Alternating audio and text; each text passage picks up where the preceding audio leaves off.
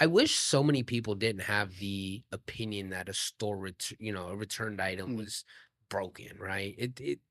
There's so many different reasons why people buy it and take it back. And so once they return it, and once these companies decide, okay, we're gonna unload it, mm.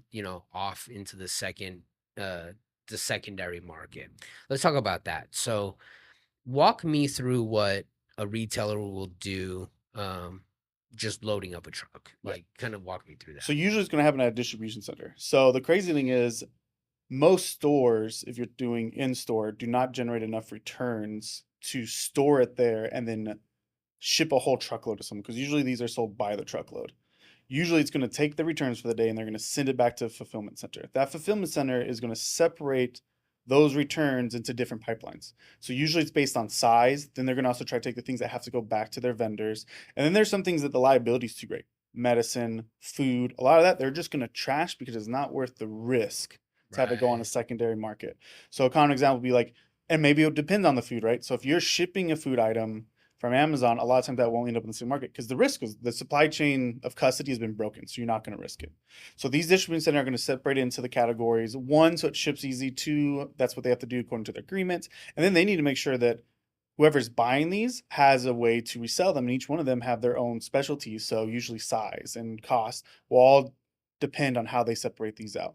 Now, once they separate them out, they usually have agreements and contracts with a variety of people, usually liquidators of one way or another, who are going to buy those. And then it's going to end up in auction houses like ourselves. It's going to end up on liquidation stores. It's going to end up on Whatnot. It's going to end up on eBay. It's going to go all over the place. So they load the trucks up, Mm, and typically, let's say I wanted to buy a truck. mm. So they load the truck up. There's a thing called a manifest, and there's a thing called Unmanifested. Yeah, unmanifested. unmanifested. Creative. Yeah. So I can buy a truck with a manifest, and a manifest is basically a list of every single thing that's on that truck. A rough A list. rough A list, rough list. Yeah. what's supposed to be on the Supposed to be truck. on And then unmanifest is just they pack the crap out of the truck, and here's the price they're asking for it. Now, for the most part, um, any business, anybody with a business license can buy these trucks, there. Mm, and they can either buy them directly from the retailer, or sometimes the retailer will use a broker, mm. to broker the truckloads. What's a typical truckload of returns cost if I wanted to buy a whole truckload of returns? It's going to vary greatly. So manifest will always be more expensive because someone took the time to tell you what's in that truckload. So somebody had to scan it in and grade that manifest. Those will usually be sold based on percentage. So it could be as high as 50, 60, 70% if it's the right industry. So cell phones are going to be a very high percentage that you sell it at. It's a very in-demand product. The margins are slim, but the profits Sure. realized, right? And you could go as low as 5, 6% if it's a less desirable or more broken item. So let's say you bought a furniture load, that's obviously going to be cheaper because there's more room for it to be broken. And so they price the trucks pretty much based off a percentage of retail, or possibly a percentage of wholesale, just depending on how Yeah, it they run depends. their numbers. So manifest almost always be percentage wise, and then if it's unmanifest, it's almost always going to be a flat rate.